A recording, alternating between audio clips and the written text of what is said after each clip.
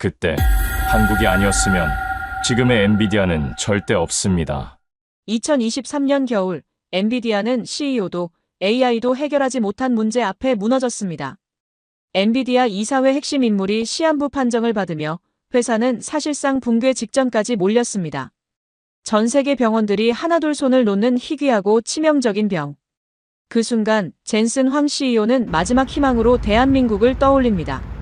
그는 곧바로 이재용 회장과 정의선 회장에게 도움을 요청했고 조용히 한국행 비행기가 떴습니다. 그리고 대한민국 의료진은 다시는 없을 기적을 만들어냅니다. 2년 뒤 완치된 그 인물은 본사에 복귀했고 젠슨 황은 한국의 한 치킨집에서 맥주잔을 들며 말합니다. 이 은혜 잊지 않겠습니다. 지금부터 세계가 몰랐던 감동 실화를 공개합니다. 그 전에 좋아요와 구독 버튼을 눌러주시면 우리 기업 삼성, 현대의 위상이 전 세계로 퍼집니다. 그리고 이재용 회장과 정의선 회장이 자랑스러우시다면 대인배라고 댓글로 남겨주세요. 그리고 어디서 듣고 계신지도 남겨주세요. 우리 대한민국 국민은 하나로 연결될 것입니다. 그럼 사연 바로 시작합니다. 저는 에릭 슐레징거입니다. 엔비디아 이사회 멤버이자 67세의 나이에도 여전히 현역으로 일하는 사람입니다. 2023년 11월, 저는 제 인생에서 가장 긴 밤을 맞이했습니다. 캘리포니아의 사무실에서 회의를 마치고 나오던 길이었습니다. 복도를 걷는데 갑자기 다리에 힘이 빠졌습니다. 무릎이 꺾이면서 바닥에 주저앉았고 차가운 대리석 바닥에 감촉이 손바닥을 타고 올라왔습니다. 주변 사람들이 달려왔지만 저는 그들의 목소리가 멀리서 들리는 것처럼 느껴졌습니다. 숨을 쉬려고 해도 공기가 제대로 들어오지 않았습니다. 응급실로 실려갔을 때 의사의 표정이 굳어지는 걸 봤습니다. 그는 제 검사 결과지를 들고 오래 침묵했습니다. 형광등 불빛 아래서 그의 손이 미세하게 떨리는 게 보였습니다. 신장 기능이 급격히 악화되고 있습니다. 게다가 그는 말을 멈췄습니다. 다시 서류를 확인하고 컴퓨터 화면을 들여다보고 그러고 나서야 천천히 입을 열었습니다. 혈액형이 RH누리입니다. 그 말이 무슨 뜻인지 알기까지는 오래 걸리지 않았습니다. 황금 혈액. 전 세계에서 50명도 안 되는 사람만이 가진 혈액형. 그리고 그것은 제게 선고나 다름없었습니다. 다음 날, 다른 병원으로 옮겨졌습니다. 더 큰 병원, 더 많은 의사, 더 정밀한 검사. 하지만 결과는 같았습니다. 아니, 더 나빴습니다. 면역 체계가 정상적으로 작동하지 않습니다. 장기 이식을 해도 거부 반응이 일어날 확률이 98% 이상입니다. 의사는 조심스럽게 말을 이어갔습니다. 솔직히 말씀드리면 이런 케이스는 저희도 처음입니다. 이론적으로는 가능하지만 실제로 성공한 사례가 없습니다. 병실 창문 너머로 캘리포니아의 하늘이 보였습니다. 맑고 푸른 하늘이었지만 제게는 아무 의미가 없었습니다. 제 몸은 스스로를 공격하고 있었고 의학은 저를 포기하고 있었습니다. 사흘 후 젠슨 황이 병실에 들어왔습니다. 그는 평소와 달리 말이 없었습니다. 침대 옆 의자에 앉아서 한참을 가만히 있다가 제 손을 잡았습니다. 그의 손은 차가웠습니다. 우리가 찾을 거야. 그는 그렇게 말했습니다. 하지만 그의 목소리는 확신보다는 간절함에 가까웠습니다. 저는 고개를 끄덕였지만 사실 저도 잘 알고 있었습니다. 이 병은 돈으로도 권력으로도 해결할 수 없다는 것을. 다음 주 동안 우리는 전 세계 병원에 연락했습니다. 보스턴, 뉴욕, 런던, 취리히.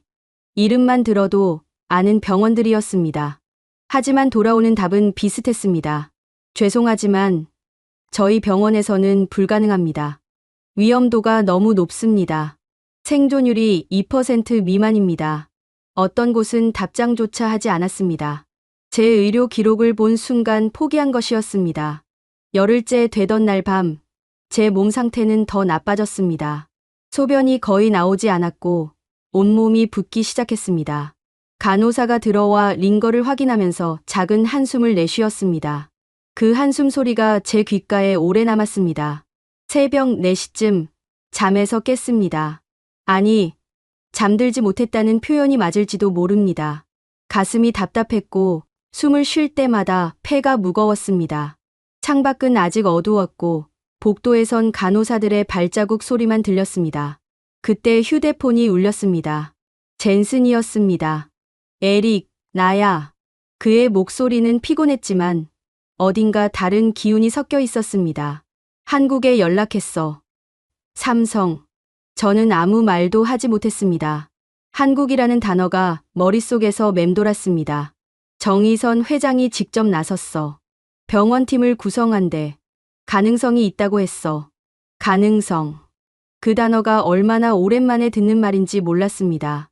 저는 천장을 바라봤습니다. 형광등이 희미하게 깜박이고 있었습니다. 언제 갈 수 있어? 제 목소리는 떨리고 있었습니다. 젠슨은 잠시 침묵했다가 대답했습니다. 이틀 안에 준비할게. 버텨줘. 에릭. 전화를 끊고 나서 저는 처음으로 울었습니다. 67년을 살면서 이렇게 운 적이 없었습니다. 눈물이 뺨을 타고 흘러내렸고 베개가 젖었습니다. 두려움 때문이었는지 희망 때문이었는지 저도 알 수 없었습니다. 다음 날 아침 담당 의사가 들어왔습니다. 그는 제 차트를 보더니 고개를 저었습니다. 상태가 계속 악화되고 있습니다. 시간이 많지 않습니다. 저는 그에게 물었습니다. 한국에서 수술 받으려고 합니다. 그는 눈썹을 살짝 올렸습니다.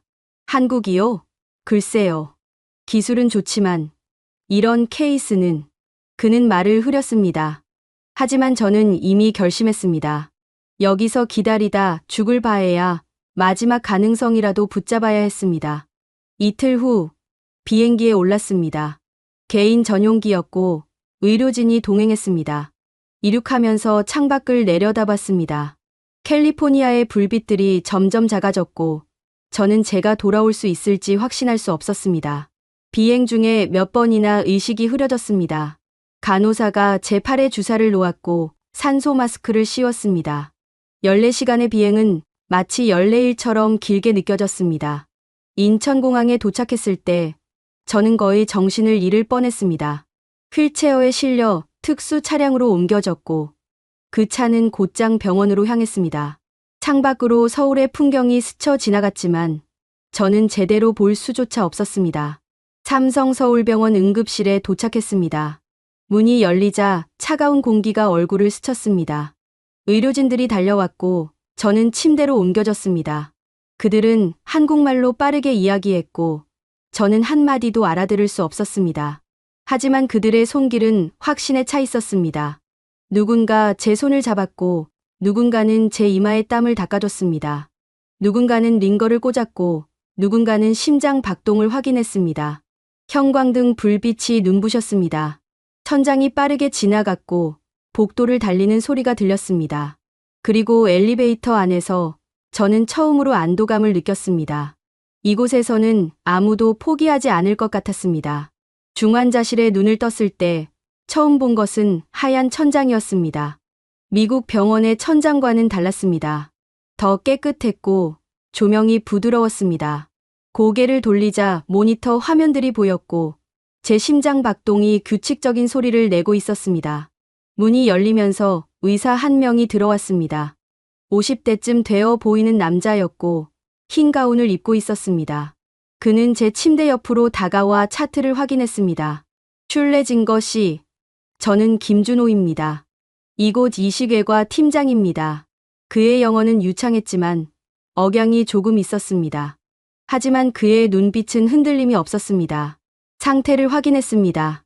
예상보다 심각하지만 우리는 방법을 찾을 겁니다. 저는 입술을 움직이려 했지만 목소리가 나오지 않았습니다. 그는 제 반응을 알아챘는지 물컵을 가져다 주었습니다. 물을 한 모금 마시자 목이 조금 풀렸습니다. 얼마나 걸릴까요? 제 목소리는 갈라져 있었습니다. 김준호 씨는 잠시 생각하더니 대답했습니다. 정확히 말씀드리기 어렵습니다. 하지만 서울아산병원 면역연구팀과 협력하고 있습니다. 내일 첫 회의가 있을 겁니다. 그는 차트를 내려놓고 저를 똑바로 바라봤습니다. 슐레징거 씨, 솔직히 말씀드리겠습니다. 이 수술은 세계 어디에서도 시도하지 않은 것입니다. 하지만 우리에겐 시스템이 있습니다. 그리고 우리는 포기하지 않습니다. 그 말을 듣는 순간 가슴이 뭉클했습니다. 미국에서 들었던 불가능하다는 말들이 떠올랐고 이곳에서 처음 듣는 포기하지 않는다는 말이 얼마나 다르게 들리는지 알았습니다. 다음 날 새벽 잠에서 깼을 때 창밖이 환했습니다. 서울의 아침이었습니다. 빌딩들 사이로 해가 떠오르고 있었고 도시가 깨어나는 소리가 희미하게 들렸습니다. 간호사가 들어와 혈압을 재고 체온을 확인했습니다. 그녀는 한국말로 뭐라고 말했고 제가 못 알아듣자 미소 지으며 엄지손가락을 들어 보였습니다. 괜찮다는 뜻인 것 같았습니다. 오전 10시쯤 김준호 씨가 다시 나타났습니다. 이번엔 다른 의사들과 함께였습니다. 서너 명이었고 모두 태블릿이나 서류를 들고 있었습니다. 슐레징거 씨 소개하겠습니다. 서울아산병원 면역학과 박현진 교수님입니다. 40대 후반으로 보이는 여자 의사가 고개를 숙여 인사했습니다. 그녀는 태블릿 화면을 제게 보여주었습니다. 당신의 면역 프로파일을 분석했습니다. 일반적인 거부 반응 패턴과 다릅니다. 하지만 우리는 인공지능 시뮬레이션으로 돌파구를 찾았습니다. 화면에는 복잡한 그래프와 수치들이 가득했습니다. 저는 하나도 이해할 수 없었지만 그녀의 설명을 듣고 있자니 묘한 확신이 들었습니다. 한국은 병원 간 실시간 데이터 공유 시스템이 있습니다. 삼성서울병원과 서울아산병원이 당신의 유전체 정보를 동시에 분석하고 있습니다. 이런 시스템은 세계에서 우리나라에만 있습니다. 김준호 씨가 말을 이었습니다. 우리는 이미 600여 케이스의 복합 면역 이상 데이터를 학습시킨 인공지능 모델을 가지고 있습니다. 당신의 경우와 정확히 같지는 않지만 패턴을 찾을 수 있습니다. 저는 천천히 물었습니다. 성공 가능성은 얼마나 되나요? 박현진 교수가 잠시 침묵했습니다. 그녀는 다른 의사들과 눈빛을 교환하더니 대답했습니다. 지금으로선 20%입니다. 하지만 시뮬레이션을 더 돌리면 올라갈 겁니다. 20%. 미국에서 들었던 2%보다는 높았습니다. 저는 고개를 끄덕였습니다. 해보겠습니다. 그날부터 매일 검사가 이어졌습니다. 피를 뽑고 초음파를 찍고 심전도를 확인했습니다. 하루에도 서너 번씩 의료진이 들어왔고 그들은 항상 새로운 데이터를 들고 왔습니다. 어느 날 오후 창밖을 보고 있는데 노크 소리가 들렸습니다. 문이 열리고 젠슨이 들어왔습니다. 그는 마스크를 쓰고 있었지만 눈빛만으로도 알 수 있었습니다. 에릭. 그는 제 손을 잡았습니다. 그의 손은 따뜻했습니다. 의사들한테 들었어. 가능성이 있대. 저는 웃으려 했지만 입가만 살짝 올라갔습니다. 한국이 정말 대단하네. 젠슨은 고개를 끄덕였습니다. 나도 몰랐어. 이렇게까지 할 줄은. 그는 잠시 망설이더니 말했습니다. 정의선 회장이 직접 병원에 연락했대. 최고의 팀을 구성하라고. 비용은 신경 쓰지 말라고. 저는 눈을 감았습니다. 본 적도 없는 사람이 저를 살리기 위해 움직이고 있었습니다. 이 나라에서는 생명이 돈보다 먼저였습니다. 며칠 후 김준호 씨가 좋은 소식을 가져왔습니다. 시뮬레이션 결과가 나왔습니다. 372번의 가상 수술을 돌렸고 성공 패턴을 찾았습니다. 그는 태블릿을 보여줬습니다. 화면에는 3차원 모델이 돌아가고 있었고 장기들이 복잡하게 얽혀 있었습니다. 여기 이 부분이 핵심입니다. 면역세포가 신장을 공격하기 전에 특정 약물을 투여하면 반응을 늦출 수 있습니다. 그 시간 동안 이식을 완료하는 겁니다. 박현진 교수가 덧붙였습니다. 우리는 당신의 면역세포를 배양해서 실제로 테스트했습니다. 약물 조합이 효과가 있었습니다. 성공률이 45%까지 올라갔습니다. 45%. 그 숫자가 얼마나 크게 들리는지 모를 겁니다. 저는 눈물이 날 것 같았습니다. 감사합니다. 제 목소리는 떨렸습니다. 김준호 씨는 제 어깨를 가볍게 두드렸습니다. 아직 끝난 게 아닙니다. 하지만 우리는 해낼 겁니다. 그날 밤 처음으로 제대로 잠을 잤습니다. 약을 먹지 않고도 잠들 수 있었습니다. 꿈속에서 저는 걷고 있었습니다. 어디론가 향하고 있었고 그곳엔 빛이 있었습니다. 다음 주에 수술 날짜가 잡혔습니다. 2024년 1월 15일, 겨울의 한가운데였습니다. 준비 기간이 필요합니다. 몸 상태를 최대한 끌어올려야 합니다. 간호사들이 매일 들어와 재활 운동을 도왔습니다. 침대에서 일어나 몇 걸음 걷는 것만으로도 숨이 찼지만 저는 멈추지 않았습니다. 살아야 했습니다. 어느 날 새벽, 복도를 걷다가 창문 너머로 서울 시내를 봤습니다. 불빛들이 반짝이고 있었고 도시는 잠들지 않고 있었습니다. 이 도시 어딘가에서 누군가는 저를 위해 데이터를 분석하고 있었고 누군가는 시뮬레이션을 돌리고 있었고 누군가는 수술 계획을 짜고 있었습니다. 저는 유리창에 손을 댔습니다. 차갑고 단단한 감촉이었습니다. 살아있다는 느낌이었습니다. 꼭 살아남겠습니다. 제 목소리가 조용히 울렸습니다. 아무도 듣지 못했지만 저는 그 말을 분명히 했습니다. 이 나라가 저에게 준 기회를 저는 반드시 붙잡을 것이었습니다. 수술 이틀 전 김준호 씨가 병실에 들어왔습니다.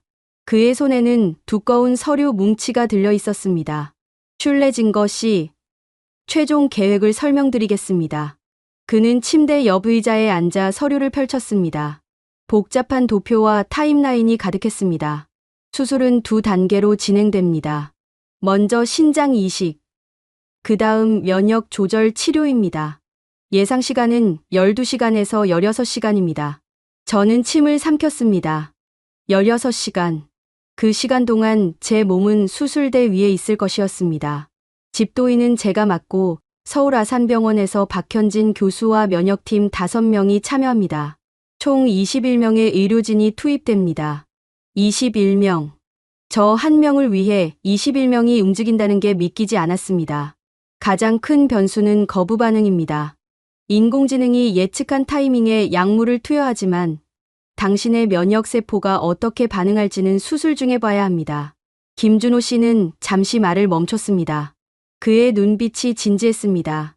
솔직히 말씀드리면 중간에 포기해야 할 수도 있습니다. 심장이 멈출 수도 있습니다. 하지만 우리는 최선을 다할 겁니다. 저는 고개를 끄덕였습니다. 알고 있습니다. 그날 밤, 젠슨이 마지막으로 면회를 왔습니다. 그는 평소와 달리 말이 없었습니다. 침대 옆에 서서 한참을 창밖만 바라봤습니다. 에릭, 나. 그는 말을 잇지 못했습니다. 저는 그의 손을 잡았습니다. 괜찮아. 나 살아날 거야. 젠슨은 고개를 돌렸습니다. 그의 눈이 붉어져 있었습니다. 꼭 살아서 나와. 저는 웃으려 했지만 눈물이 먼저 나왔습니다. 우리는 아무 말 없이 한참을 그렇게 있었습니다. 수술 당일 새벽, 간호사가 들어와 저를 깨웠습니다. 창밖은 아직 어두웠고 복도는 조용했습니다. 수술복으로 갈아입고 침대에 누워 이동했습니다. 복도, 천장의 조명이 빠르게 지나갔습니다. 형광등 하나하나가 눈에 들어왔습니다. 엘리베이터 안에서 간호사가 제 손을 잡았습니다. 그녀는 한국말로 뭐라고 속삭였고 저는 알아들을 수 없었지만 그 온기가 느껴졌습니다. 수술실 문이 열렸습니다. 차가운 공기가 얼굴을 스쳤습니다. 밝은 조명 아래 수술대가 보였고 주변에는 수많은 기계들이 있었습니다. 의료진들이 분주하게 움직이고 있었습니다. 김준호 씨가 다가왔습니다. 마스크를 쓰고 있었지만 눈빛만으로도 알 수 있었습니다. 준비됐습니까? 저는 고개를 끄덕였습니다. 목소리가 나오지 않았습니다. 그럼 시작하겠습니다. 우리를 믿으세요. 마취과 의사가 주사를 놓았습니다. 차가운 액체가 혈관을 타고 올라오는 게 느껴졌습니다. 시야가 흐려지기 시작했습니다. 마지막으로 본 것은 수술실 천장의 둥근 조명이었습니다. 그리고 모든 것이 꺼졌습니다. 깨어났을 때 저는 죽어 있는 줄 알았습니다. 아무것도 보이지 않았고 아무것도 들리지 않았습니다. 하지만 통증이 느껴졌습니다. 가슴 전체가 찢어지는 것 같았습니다. 누군가의 목소리가 들렸습니다. 깨어났습니다. 혈압 떨어지고 있습니다. 약물 투여. 지금 당장. 심박수 불안정합니다. 목소리들이 빠르게 오갔습니다. 저는 눈을 뜨려 했지만 눈꺼풀이 무거웠습니다. 몸을 움직이려 해도 움직이지 않았습니다. 거부 반응 시작됐습니다. 예상보다 빠릅니다. 김준호 씨의 목소리였습니다. 긴장되어 있었습니다. 인공지능 예측치 확인. 3단계 약물 투여 시작. 박현진 교수의 목소리가 들렸습니다. 투여 완료. 반응 확인 중입니다. 시간이 얼마나 지났는지 알 수 없었습니다. 몇 분인지, 몇 시간인지. 저는 그저 어둠 속에서 그들의 목소리를 들었습니다. 면역세포 활성도 낮아지고 있습니다. 좋아요. 계속 모니터링. 신장 기능 확인. 혈류 정상입니다. 조금씩, 아주 조금씩 통증이 줄어들었습니다.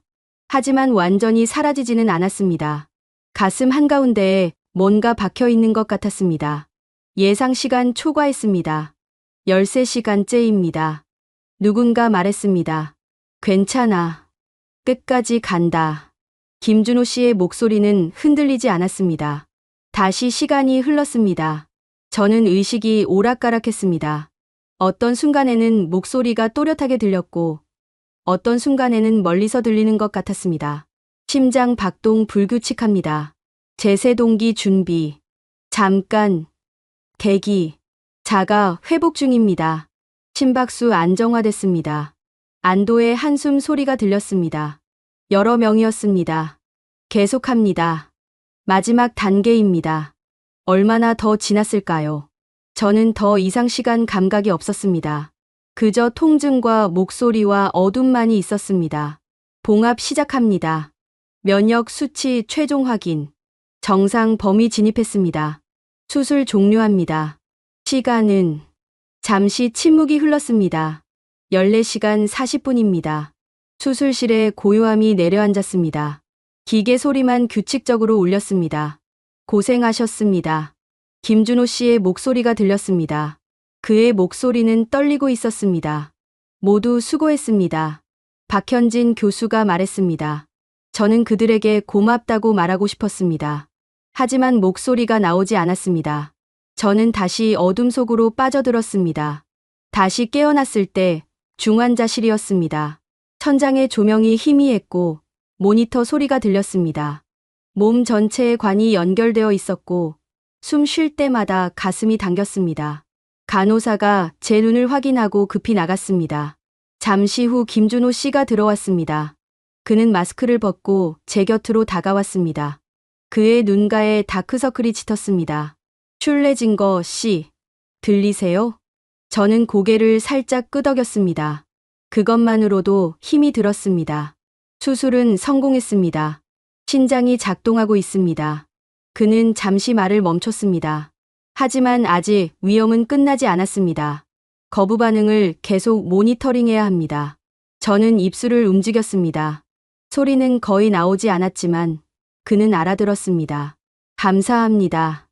김준호 씨는 제 손을 가볍게 두드렸습니다. 아직 감사할 때가 아닙니다. 살아남으세요. 그는 일어나 나가려다 문 앞에서 멈췄습니다. 그리고 돌아서서 말했습니다. 당신은 정말 강한 사람입니다. 문이 닫히고 저는 다시 혼자가 됐습니다. 모니터 소리만 규칙적으로 울렸습니다. 제 심장은 여전히 뛰고 있었습니다. 14시간의 전쟁을 이겨낸 심장이었습니다. 창밖으로 서울의 밤이 보였습니다. 불빛들이 반짝이고 있었습니다. 저는 눈을 감았습니다. 살아 있었습니다. 아직 끝나지 않았지만 저는 살아 있었습니다. 수술 후 사흘째 되던 날, 열이 올랐습니다. 체온계는 39도를 가리켰고 온몸이 불덩이처럼 뜨거웠습니다. 이불을 걷어내도 더웠고 덮어도 춥고 떨렸습니다. 간호사가 급히 달려왔습니다. 체온을 재고 혈압을 확인하고 링거를 교체했습니다. 그녀의 손놀림이 빨라졌고 다른 간호사들이 들어왔습니다. 김준호 씨가 병실에 들어왔을 때는 새벽 4시였습니다. 그는 제 차트를 확인하더니 표정이 굳었습니다. 혈액 검사 결과를 봐야겠습니다. 그의 목소리는 낮았지만 긴장감이 느껴졌습니다.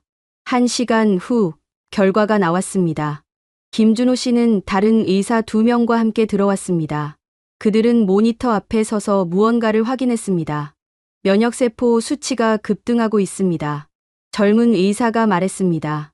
거부 반응입니다. 김준호 씨가 조용히 말했습니다. 그 단어가 방 안을 무겁게 눌렀습니다. 박현진 교수님께 연락하세요. 지금 당장. 저는 천장을 바라봤습니다. 형광등이 흔들리는 것처럼 보였습니다. 아니, 제 시야가 흔들리고 있었습니다. 슐레징거 씨, 들리십니까? 김준호 씨가 제 어깨를 가볍게 잡았습니다. 거부 반응이 시작됐습니다. 하지만 우리는 준비되어 있습니다. 저는 고개를 끄덕이려 했지만 목이 뻣뻣했습니다. 입술이 바짝 말랐고 목소리가 나오지 않았습니다. 2시간 후 박현진 교수가 도착했습니다. 그녀는 급히 걸어 들어와 곧바로 모니터를 확인했습니다. 그녀의 손가락이 화면을 빠르게 스크롤했습니다. 예상했던 패턴과 다릅니다. 그녀가 말했습니다. 면역세포가 신장만이 아니라 주변 조직까지 공격하고 있습니다. 김준호 씨가 물었습니다. 세포주기 제어 치료를 시작할 수 있습니까? 박현진 교수는 잠시 생각했습니다. 그녀의 눈빛이 빠르게 움직였습니다. 위험합니다. 하지만 다른 방법이 없습니다. 그럼 시작하죠. 그들은 병실을 나갔습니다.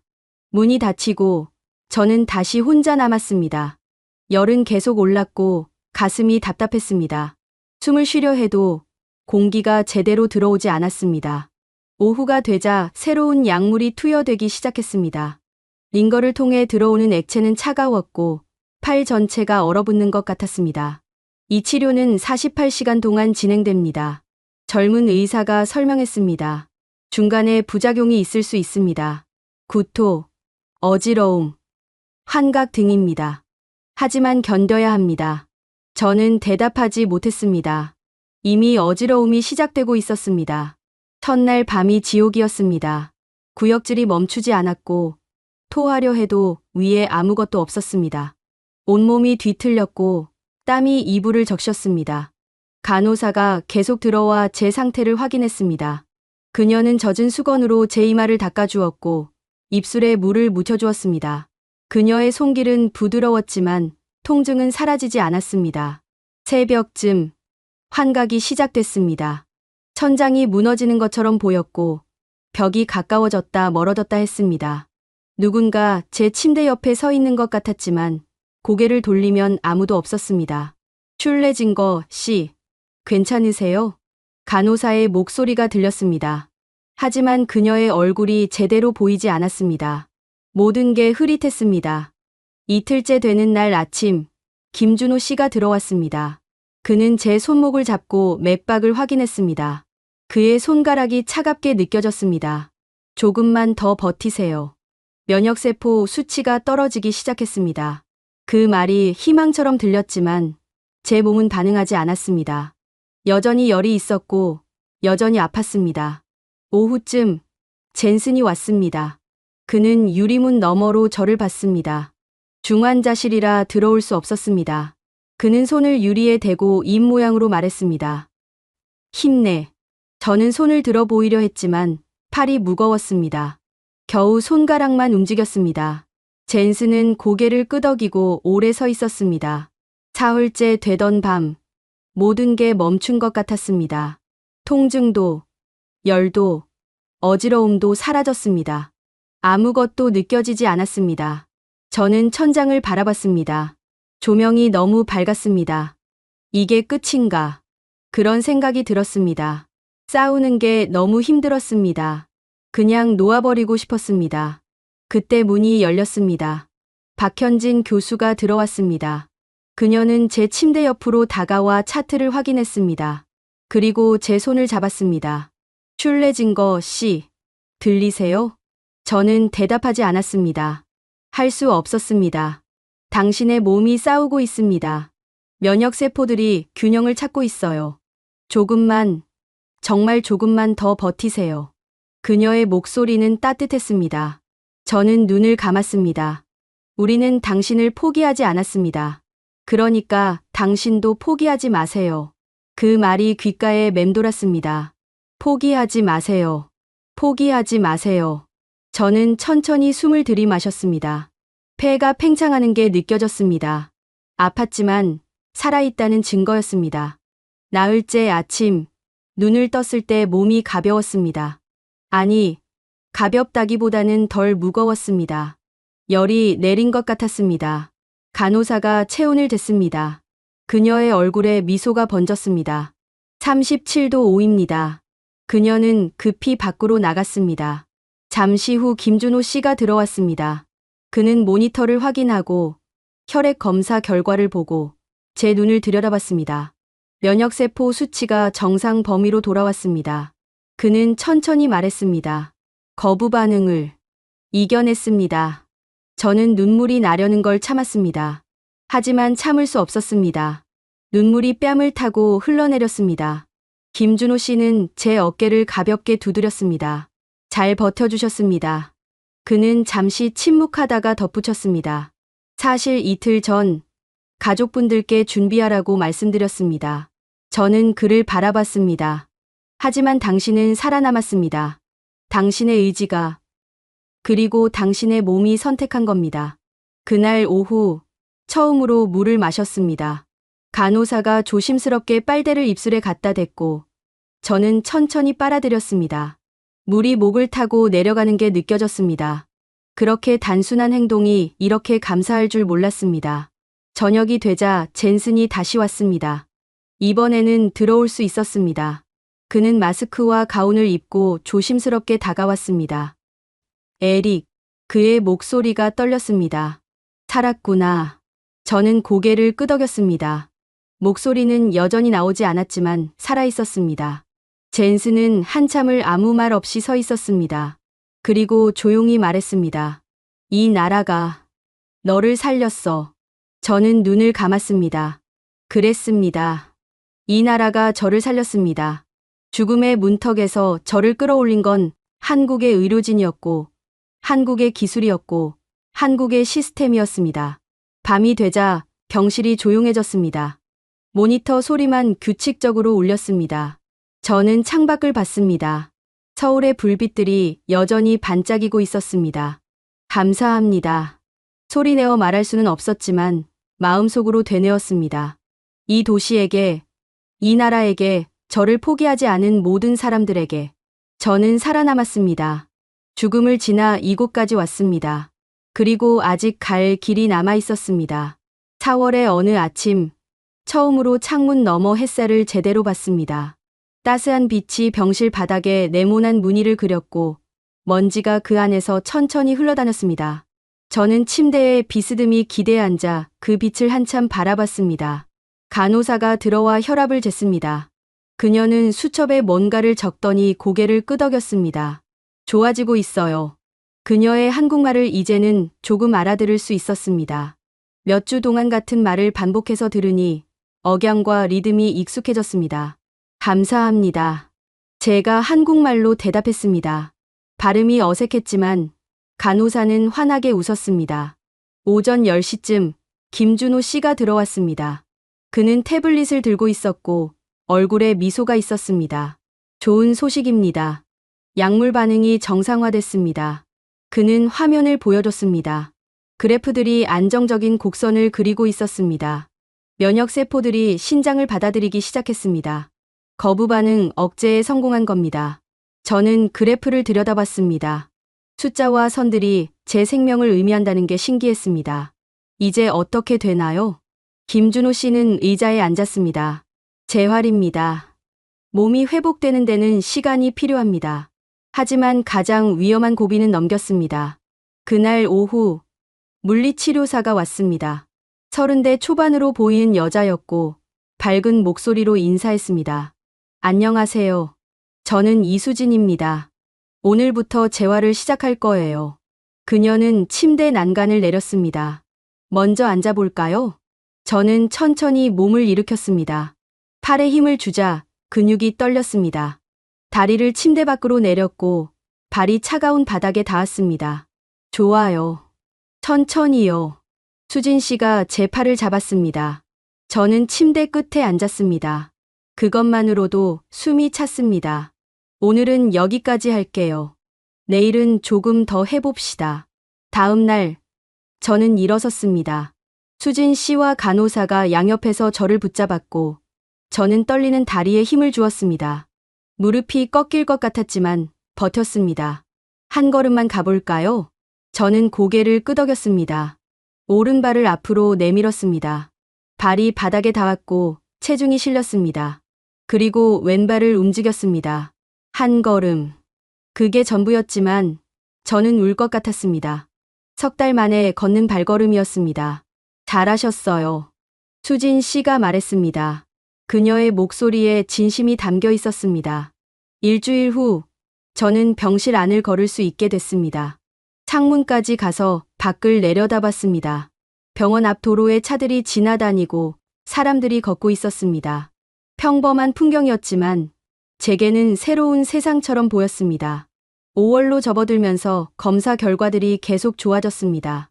신장 기능이 60%까지 회복됐고 면역 수치도 안정적이었습니다. 인공지능 예측이 맞았습니다. 박현진 교수가 말했습니다. 당신의 몸은 새로운 균형을 찾았어요. 이식된 장기를 자기 것으로 받아들이고 있습니다. 그녀는 잠시 멈췄다가 덧붙였습니다. 이 케이스는 의학 역사에 남을 겁니다. 전 세계에서 불가능하다고 했던 수술이 성공했으니까요. 저는 창밖을 바라봤습니다. 한국이 아니었다면 불가능했겠죠. 박현진 교수는 고개를 끄덕였습니다. 우리 시스템이 있었기에 가능했습니다. 병원 간 협력, 인공지능 기반 치료, 실시간 데이터 분석. 이 모든 게 합쳐져서 당신을 살렸어요. 어느 날 오후, 젠슨이 정의선 회장과 함께 왔습니다. 저는 처음 보는 분이었지만 그의 얼굴은 진지하고 따뜻했습니다. 슐레징거 씨, 처음 뵙겠습니다. 정의선 회장이 악수를 청했습니다. 저는 일어나 그의 손을 잡았습니다. 감사합니다. 제 생명을 구해주셨습니다. 정의선 회장은 고개를 저었습니다. 의료진이 구한 겁니다. 저는 그저 연결해드린 것뿐입니다. 하지만 저는 알고 있었습니다. 그가 움직이지 않았다면, 삼성서울병원과 서울아산병원이 협력하지 않았다면 저는 지금 여기 없었을 것입니다. 젠슨이 말했습니다. 에릭, 오늘 영상 통화 하나 해야 해. 그는 태블릿을 꺼내 화면을 켰습니다. 거기에는 제 가족이 있었습니다. 아내와 2딸이었습니다. 아빠. 딸들이 소리쳤습니다. 저는 화면을 보다가 눈물이 터졌습니다. 3달 만에 보는 얼굴들이었습니다. 여보. 아내가 울먹였습니다. 살아서. 정말 다행이야. 저는 말을 잇지 못했습니다. 그저 화면 속 그들을 바라봤습니다. 젠슨이 제 어깨를 가볍게 두드렸습니다. 통화를 마치고 젠슨은 조용히 말했습니다.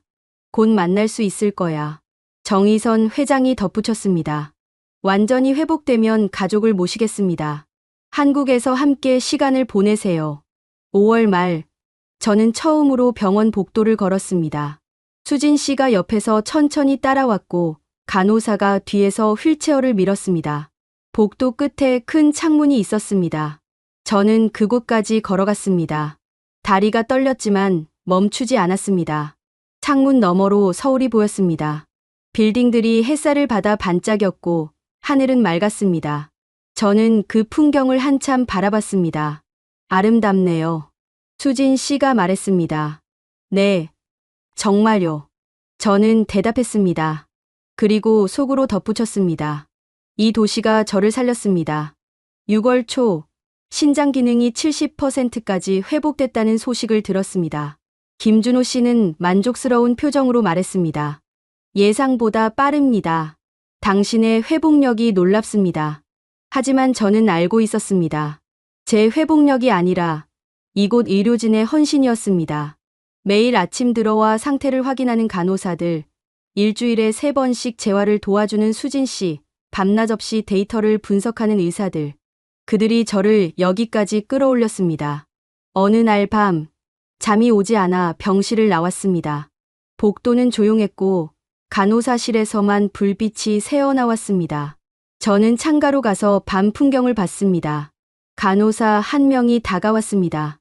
제가 자주 보던 젊은 간호사였습니다. 괜찮으세요? 네. 그냥 잠이 안 와서요. 그녀는 제 옆에 섰습니다. 많이 좋아지셨어요. 처음 오셨을 때랑 비교하면 그녀는 말을 흐렸습니다. 그때는 정말 힘드셨죠? 저는 고개를 끄덕였습니다. 네. 하지만 여러분이 포기하지 않았잖아요. 그녀는 미소 지었습니다. 우리는 절대 포기하지 않아요. 그게 우리가 배운 거예요. 저는 그녀를 바라봤습니다. 20대 중반으로 보이는 얼굴이었지만 눈빛은 확고했습니다. 감사합니다. 천만에요. 완전히 회복하셔서 가족들과 행복하게 사세요. 그녀는 인사하고 돌아갔습니다. 저는 다시 창밖을 봤습니다. 서울의 밤은 잠들지 않고 있었습니다. 이 도시 어딘가에서 누군가는 또 다른 생명을 구하고 있을 것입니다. 저처럼 7월의 열기가 병실 창문을 두드릴 무렵 저는 일반 병동으로 옮겼습니다. 중환자실을 벗어나는 날 간호사들이 나와서 인사했습니다. 석 달을 함께 보낸 사람들이었습니다. 건강하세요. 그들이 한국말로 말했고 저도 한국말로 대답했습니다. 감사했습니다. 새 병실은 더 밝았습니다. 창문이 크고 햇빛이 잘 들어왔습니다. 침대도 일반 침대였고 벽에는 그림이 걸려 있었습니다. 산과 강이 그려진 그림이었습니다. 한국 풍경이에요. 수진 씨가 말했습니다. 강원도 어딘가일 거예요. 나중에 회복하시면 여행 가보세요. 저는 그림을 한참 바라봤습니다. 언젠가 저 풍경을 직접 볼 수 있을까요? 재활 프로그램이 본격적으로 시작됐습니다. 수진 씨는 태블릿을 들고 설명했습니다. 인공지능이 만든 맞춤형 프로그램입니다. 당신의 근력, 체력, 회복 속도를 분석해서 매일 조금씩 강도를 높입니다. 화면에는 운동 동작들과 시간, 횟수가 표시되어 있었습니다. 무리하지 않는 범위에서 최대한 효율적으로 회복하도록 설계됐어요. 첫날은 간단한 스트레칭이었습니다. 팔을 들어 올리고 다리를 구부리고 허리를 돌리는 동작이었습니다. 하지만 그것만으로도 온몸에 땀이 났습니다. 천천히 하세요. 급하게 할 필요 없어요. 수진 씨가 제 동작을 지켜보며 말했습니다. 일주일이 지나자 계단 오르기가 추가됐습니다. 병원 복도 끝에 있는 계단이었고 처음에는 5개만 올랐습니다. 다리가 후들거렸고 숨이 가빠졌습니다. 좋아요. 내일은 7개 해봅시다. 이틀마다 계단 개수가 늘었습니다. 10개, 15개, 20개. 한 달 후에는 한층을 올라갈 수 있었습니다. 8월 초, 김준호 씨가 검사 결과를 가져왔습니다. 신장 기능이 75%까지 회복됐습니다. 그는 차트를 보여줬습니다. 면역 수치도 완벽합니다. 몸이 완전히 안정됐어요. 저는 숫자들을 들여다봤습니다. 75%. 정상인의 75% 수준으로 살아갈 수 있다는 뜻이었습니다. 언제쯤 퇴원할 수 있을까요? 김준호 씨는 잠시 생각했습니다. 늦어도 연말까지는 가능할 겁니다. 하지만 서두르지 맙시다. 완전히 안정화될 때까지 기다려야 합니다. 그날 오후, 저는 혼자 병원 정원을 걸었습니다. 처음으로 휠체어 없이, 보호자 없이 걷는 것이었습니다. 수진 씨는 멀리서 지켜보고 있었지만 저는 혼자였습니다. 정원에는 나무들이 있었고, 벤치가 있었고, 작은 연못이 있었습니다. 여름 햇살이 따가웠지만 나쁘지 않았습니다. 살아있다는 느낌이었습니다. 벤치에 앉아 주변을 둘러봤습니다. 다른 환자들도 산책하고 있었고, 가족들이 함께 있었습니다. 누군가는 웃고 있었고, 누군가는 조용히 이야기하고 있었습니다.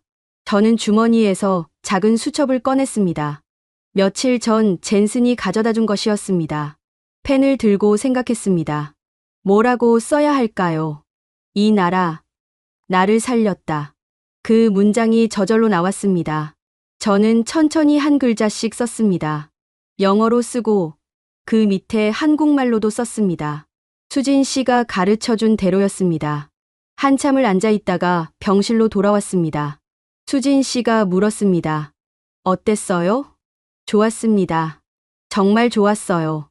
제 목소리에 감정이 섞여 들어갔습니다. 8월 중순, 가족들이 한국에 도착했습니다.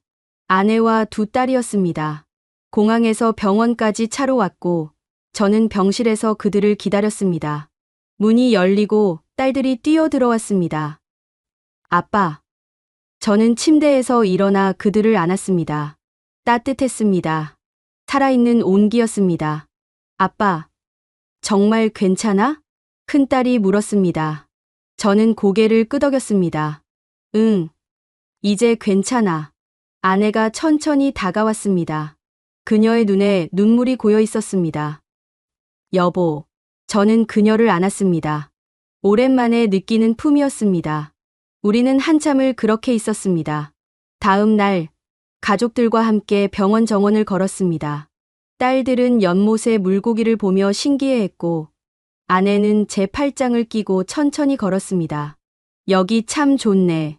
아내가 말했습니다. 병원 같지 않아. 한국 병원들은 다 이래요. 수진 씨가 설명했습니다. 그녀는 오늘 특별히 가족들을 안내해 주고 있었습니다. 환자가 편안해야 빨리 회복한다고 믿거든요. 우리는 벤치에 앉아 이야기했습니다. 딸들은 한국 음식 이야기를 했고, 아내는 서울 거리가 얼마나 깨끗한지 말했습니다. 아빠, 우리 여기서 좀 더 있을 수 있어? 작은 딸이 물었습니다. 당연하지. 아빠가 완전히 나을 때까지. 그날부터 가족들은 근처 숙소에 머물렀습니다. 매일 병원에 와서 함께 시간을 보냈습니다. 아내는 병실을 정리해 주었고, 딸들은 책을 읽어 주었습니다. 9월로 접어들면서 날씨가 선선해졌습니다. 아침 저녁으로 바람이 불었고, 나무잎이 조금씩 색을 바꾸기 시작했습니다. 재활 프로그램도 마지막 단계에 들어갔습니다. 이제는 병원 밖을 걸었습니다. 수진 씨와 함께 병원 주변 거리를 산책했습니다. 여기가 삼성동이에요. 서울에서도 발전된 지역이죠. 거리는 깨끗했고 사람들은 바빴습니다. 카페와 식당이 즐비했고 빌딩들이 하늘을 찔렀습니다. 좀 걸어볼까요? 저는 천천히 걸었습니다. 인도는 평평했고 신호등은 정확했습니다. 모든 게 질서 있었습니다. 한 블록을 걷고, 두 블록을 걷고, 세 블록을 걸었습니다. 숨이 차지 않았습니다. 다리도 떨리지 않았습니다. 이제 정말 회복됐네요. 수진 씨가 미소 지었습니다. 제가 본 환자 중에 가장 빨리 회복하신 분이에요. 저는 고개를 저었습니다. 선생님 덕분입니다. 아니에요. 슐레징거 씨가 열심히 하셨어요. 우리는 카페에 들어가 커피를 마셨습니다. 따뜻한 커피가 목을 타고 내려갔습니다. 석 달 전만 해도 물 한 모금 마시기 힘들었는데 이제는 커피를 마시고 있었습니다. 한국 커피 어때요? 좋습니다. 정말 좋아요. 저는 창밖을 봤습니다. 사람들이 오가고 차들이 지나가고 도시가 살아 숨 쉬고 있었습니다. 이 도시의 일부가 된 기분이었습니다. 9월 말 마지막 검사 결과가 나왔습니다. 김준호 씨와 박현진 교수가 함께 왔습니다. 모든 수치가 정상입니다. 박현진 교수가 말했습니다. 면역 시스템이 완전히 안정화됐어요. 거부 반응 위험도 최소화됐고요. 김준호 씨가 덧붙였습니다.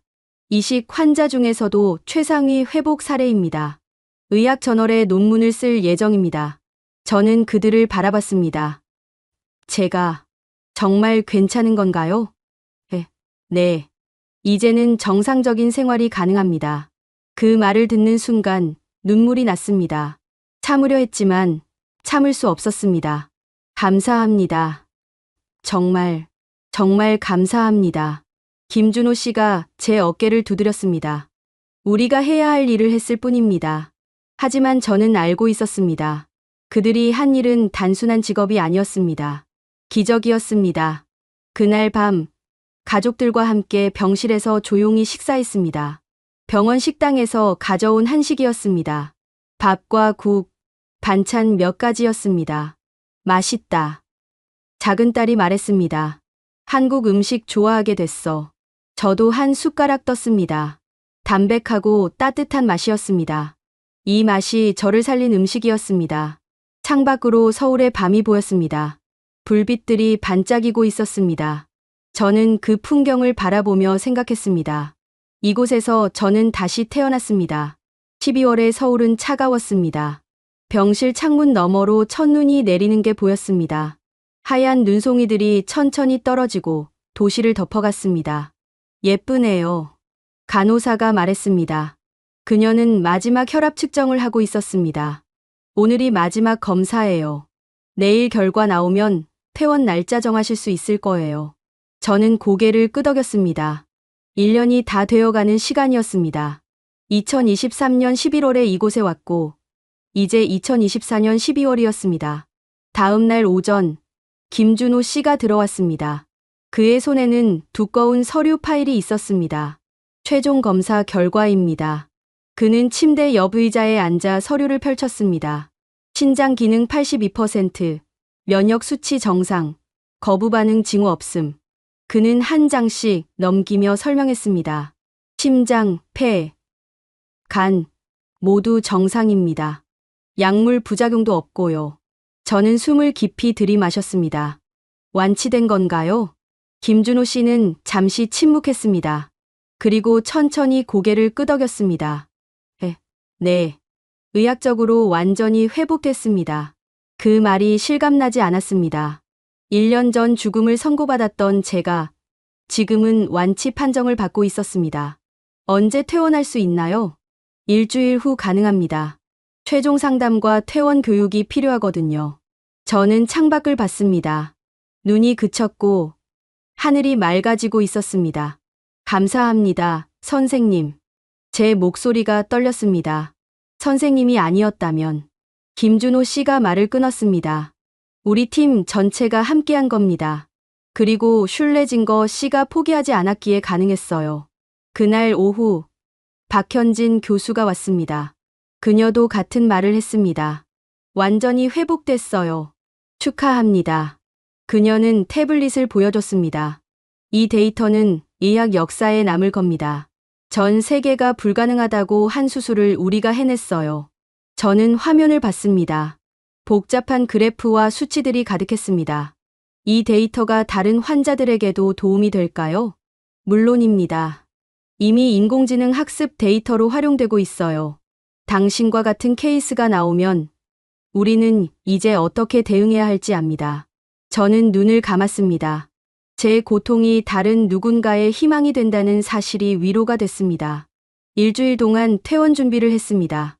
약물 복용법을 배우고 주의사항을 들었습니다. 수진 씨는 집에서 할 수 있는 운동을 가르쳐줬고 영양사는 식단표를 만들어줬습니다. 미국에 가셔도 이 식단을 유지하세요. 영양사가 말했습니다.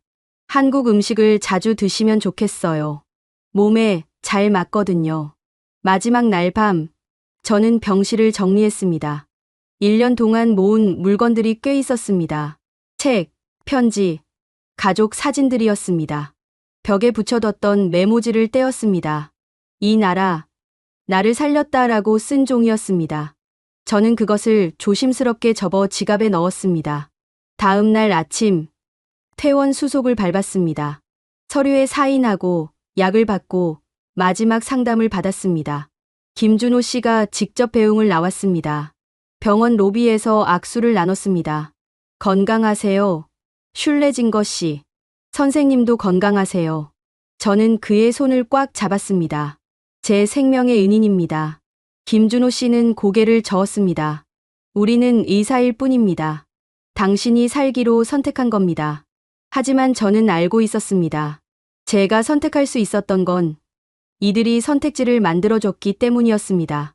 병원을 나서는 순간 차가운 겨울바람이 얼굴을 스쳤습니다. 하지만 춥지 않았습니다. 살아있다는 느낌이었습니다. 차에 타고 공항으로 향했습니다. 창밖으로 서울 거리가 지나갔습니다.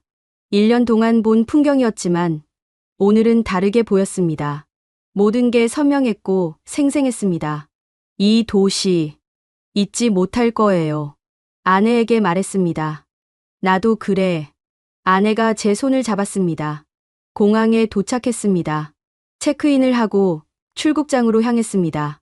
짐 검사를 받고 면세점을 지나갔습니다. 탑승구 앞에서 젠슨이 기다리고 있었습니다. 그는 저를 보자 미소 지었습니다. 준비됐어? 응. 우리는 비행기에 올랐습니다. 좌석에 앉아 창밖을 봤습니다. 인천공항의 활주로가 보였고 멀리 서울 시내가 희미하게 보였습니다. 비행기가 이륙했습니다. 바퀴가 땅에서 떨어지는 순간 가슴이 뭉클했습니다. 저는 살아서 이 땅을 떠나고 있었습니다. 다시 올 거야. 젠슨이 말했습니다. 꼭 다시 와야 해. 저는 고개를 끄덕였습니다. 창밖으로 한국이 점점 작아졌습니다. 하지만 제 마음속에서는 더 커지고 있었습니다. 14시간의 비행 끝에 샌프란시스코에 도착했습니다. 집으로 돌아가는 차 안에서 저는 한국에서 받은 서류들을 다시 봤습니다. 의료 기록, 약 처방전, 주의사항들이었습니다. 마지막 페이지에 김준호 씨의 메시지가 있었습니다. 슐레징거 씨, 건강한 삶을 사시길 바랍니다. 당신은 기적을 만난 게 아니라 기적을 만든 겁니다. 한국에서 보낸 시간을 잊지 마세요. 그리고 언제든 다시 오세요. 우리는 여기 있습니다. 저는 그 글을 읽고 또 읽었습니다. 눈물이 날 것 같았습니다. 집에 도착했습니다. 1년 만에 보는 집이었습니다. 모든 게 그대로였지만 저는 완전히 달라져 있었습니다. 거실 소파에 앉아 창밖을 봤습니다. 캘리포니아의 햇살이 따스했습니다. 하지만 제 마음은 서울에 있었습니다. 여보, 아내를 불렀습니다. 우리 내년에 한국 가요. 꼭 가야 해. 아내는 고개를 끄덕였습니다. 그래야지. 은혜를 갚아야지. 저는 지갑에서 메모지를 꺼냈습니다. 이 나라, 나를 살렸다라고 쓴 종이었습니다. 그것을 액자에 넣어 거실에 걸었습니다. 매일 아침 그 글자를 보며 하루를 시작했습니다. 한국이 준 생명을 허투루 쓰지 않겠다고 다짐했습니다. 몇 달 후 젠슨에게 연락이 왔습니다. 내년 가을에 서울 간다. 함께 가자. 무슨 일로? 사업도 있고 감사 인사도 해야지. 저는 웃었습니다. 좋아. 꼭 가야지. 그날 밤 저는 오랜만에 편히 잠들었습니다. 꿈속에서 서울의 거리를 걷고 있었습니다. 삼성서울병원 앞을 지나고 정원을 걷고 벤치에 앉았습니다. 꿈속에서도 저는 감사했습니다. 이 생명을, 이 기회를 준 나라에게. 2025년 10월에 서울은 선선했습니다. 공항에 내리는 순간 익숙한 공기가 느껴졌습니다. 1년 만에 다시 밟는 땅이었습니다. 에릭, 이쪽으로. 젠슨이 앞서 걸었습니다. 그의 뒤를 따라 입국장을 빠져나왔습니다. 밖에는 이미 기자들이 몰려 있었습니다. 젠슨 황 대표님. 플래시가 터졌습니다. 젠슨은 익숙하게 손을 들어 인사했습니다. 저는 그의 옆에 조용히 서 있었습니다. 방한 목적이 무엇입니까? 기자가 물었습니다. 사업 미팅도 있고 오래된 친구들도 만나려고 왔습니다. 젠슨이 대답했습니다. 그는 제 어깨에 손을 올렸습니다. 그리고 이 친구에게 특별한 약속이 있어서요. 기자들이 저를 봤습니다. 저는 어색하게 미소 지었습니다. 차를 타고 서울 시내로 들어왔습니다. 거리가 여전히 깨끗했고 빌딩들이 하늘을 찔렀습니다. 모든 게 익숙했습니다. 먼저 어디 갈까? 젠슨이 물었습니다. 병원에 가고 싶어요. 저는 망설임 없이 대답했습니다. 삼성서울병원에 도착했습니다. 로비에 들어서는 순간 1년 전의 기억이 떠올랐습니다. 휠체어에 실려 들어왔던 날, 죽을 것 같았던 그 순간들이었습니다. 슐레진저 씨? 익숙한 목소리가 들렸습니다. 돌아보니 김준호 씨가 서 있었습니다. 그는 웃으며 다가왔습니다. 오신다고 연락받았습니다. 우리는 악수를 나눴습니다. 그의 손은 여전히 따뜻했습니다. 어떻게 지내셨어요? 덕분에 잘 지냅니다. 완전히 정상생활하고 있어요. 김준호 씨는 만족스러운 표정을 지었습니다. 다행입니다. 정말 다행이에요. 우리는 그의 사무실로 갔습니다. 책상 위에는 서류들이 가득했고 벽에는 의학 관련 인증서들이 걸려 있었습니다. 이거 드리려고 했습니다. 저는 가방에서 봉투를 꺼냈습니다. 안에는 손편지가 들어 있었습니다. 의료진 모두에게 전해주세요. 제 마음을 담았습니다. 김준호 씨는 봉투를 받아 들었습니다. 감사합니다. 다들 기뻐할 겁니다. 우리는 한참을 이야기했습니다. 제 근황, 건강 상태, 미국에서의 생활에 대해서였습니다. 가끔 한국 음식 먹어요? 자주 먹습니다. 아내가 배워서 만들어주거든요. 김준호 씨는 웃었습니다. 좋습니다. 계속 그렇게 하세요. 병원을 나와 차에 탔습니다. 젠슨이 물었습니다. 이제 어디 갈까? 치킨 먹으러 가죠. 저는 웃으며 말했습니다. 강남의 한 치킨집이었습니다. 유명한 곳이라고 했습니다. 가게 앞에는 이미 사람들이 줄을 서 있었습니다. 젠슨 황이다. 누군가 소리쳤습니다. 사람들이 몰려들었습니다. 젠슨은 웃으며 사진을 찍어주고 악수를 나눴습니다. 같이 드실래요? 젠슨이 사람들에게 물었습니다. 네. 모두가 대답했습니다. 우리는 가게 안으로 들어갔습니다. 테이블 여러 개를 붙여서 앉았습니다. 치킨이 나왔고 사람들이 함께 먹었습니다. 바삭한 치킨이었습니다. 입에 넣자 고소한 맛이 퍼졌습니다. 저는 천천히 씹으며 그 맛을 음미했습니다. 맛있어요? 옆에 앉은 젊은 여자가 물었습니다. 정말 맛있습니다. 저는 진심으로 대답했습니다. 사람들과 이야기를 나눴습니다. 그들은 엔비디아에 대해 물었고, 인공지능에 대해 물었고, 미래에 대해 물었습니다. 젠슨은 친절하게 답했습니다. 1시간쯤 지났을 때 기자 한 명이 들어왔습니다. 그는 카메라를 들고 있었습니다. 황 대표님, 질문 하나만 해도 될까요? 젠슨은 고개를 끄덕였습니다. 15년 만에 한국 오셨는데 소감이 어떠신가요? 젠슨은 잠시 생각했습니다. 그리고 제 쪽을 봤습니다. 치킨도 좋습니다. 정말 맛있어요. 사람들이 웃었습니다. 하지만 젠슨은 말을 이었습니다. 진짜 고마운 건 제 친구를 살려준 이 나라예요. 순간 조용해졌습니다. 사람들이 서로를 바라봤습니다. 이분은 에릭 슐레징거입니다. 엔비디아 이사회 멤버이고 제 오랜 친구입니다. 젠슨이 저를 소개했습니다. 2년 전 에릭은 죽어가고 있었습니다. 전 세계 어느 병원도 수술을 거부했어요. 기자가 카메라를 저에게 돌렸습니다. 하지만 한국은 달랐습니다. 삼성서울병원과 서울아산병원이 함께 움직였고 불가능을 가능으로 만들었습니다. 젠슨의 목소리가 떨렸습니다. 제가 오늘 여기서 치킨을 먹을 수 있는 건 제 친구가 살아있기 때문입니다. 그리고 그게 가능했던 건 한국 의료진 덕분입니다. 사람들이 숨죽이고 들었습니다. 치킨 한 조각에도 생명의 은혜가 담겨 있습니다. 저는 그걸 잊지 않을 겁니다. 가게 안이 고요해졌습니다. 누군가 박수를 치기 시작했습니다. 1명, 2명, 그리고 모두가 박수를 쳤습니다. 저는 일어섰습니다. 사람들을 바라봤습니다. 저는 에릭 슐레진저입니다. 제 목소리가 울렸습니다. 2년 전, 저는 이 나라에 왔습니다. 죽기 위해서가 아니라 살기 위해서였습니다. 사람들이 저를 봤습니다. 한국은 저에게 기적을 주었습니다. 의학적 기적이 아니라 인간적 기적이었습니다. 저는 잠시 말을 멈췄습니다. 21명의 의료진이 14시간 동안 수술했습니다. 그들은 제 이름도 제 직업도 중요하지 않았습니다. 단지 살려야 할 생명이었을 뿐입니다. 눈물이 나려는 걸 참았습니다.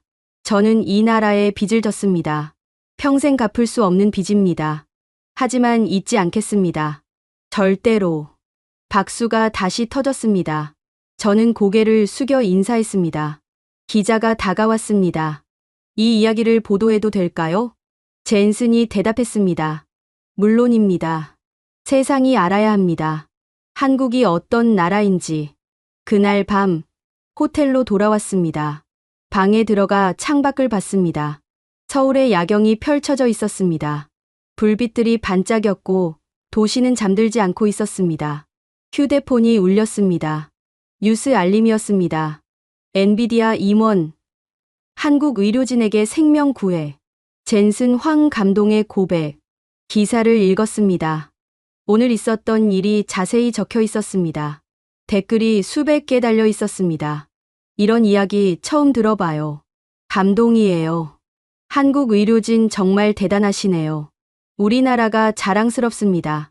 저는 휴대폰을 내려놓고 다시 창밖을 봤습니다. 다음 날 아침, 김준호 씨에게 연락이 왔습니다. 기사 봤습니다. 감사합니다. 제가 감사하죠. 병원 식구들이 다들 기뻐하고 있어요. 우리가 한 일이 이렇게 알려져서요. 저는 웃었습니다. 당연히 알려져야죠. 세상이 알아야 합니다. 일주일 후, 미국으로 돌아가는 날이었습니다. 공항으로 가는 차 안에서 저는 서울 거리를 마지막으로 봤습니다. 다시 올 거야? 젠슨이 물었습니다. 당연하지. 매년 올 거야. 공항에 도착했습니다. 체크인을 하고 출국장으로 향했습니다. 탑승구 앞에서 멈췄습니다. 뒤를 돌아봤습니다. 한국이 거기 있었습니다. 감사합니다. 마음속으로 말했습니다. 제 생명을 구해주셔서, 포기하지 않아주셔서, 인간을 사랑해주셔서. 비행기에 올랐습니다.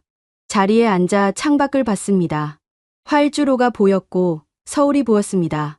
비행기가 이륙했습니다. 한국이 점점 멀어졌습니다. 하지만 제 가슴속에서는 더욱 가까워졌습니다. 14시간의 비행 동안 저는 생각했습니다.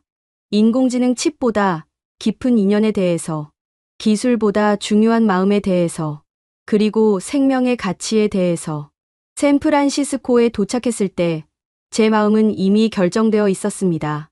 집에 돌아가자마자 컴퓨터를 켰습니다. 엔비디아 이사회에 제안서를 작성하기 시작했습니다. 한국의료인공지능 프로젝트 지원 제안. 제목을 쓰고 내용을 채웠습니다. 기술 지원, 연구 협력, 인재 교류에 대한 내용이었습니다. 다 쓰고 나서 마지막 문장을 추가했습니다. 이것은 사업이 아닙니다. 생명에 대한 감사입니다. 전송 버튼을 눌렀습니다. 창밖으로 캘리포니아의 햇살이 비쳤습니다. 따뜻했습니다. 하지만 제 가슴을 데운 건 서울의 겨울이었습니다. 여러분은 언제 한국이 따뜻하다고 느끼셨나요? 저는 가장 추운 겨울날, 죽음의 문턱에서 그 따뜻함을 느꼈습니다. 한국은 저에게 치킨보다 깊은 것을 주었습니다. 바로 생명이었습니다. 이 이야기가 여러분의 마음에 닿았다면 주변 분들과 나눠주세요. 그리고 우리가 얼마나 대단한 나라에 살고 있는지 함께 기억해 주세요. 감사합니다.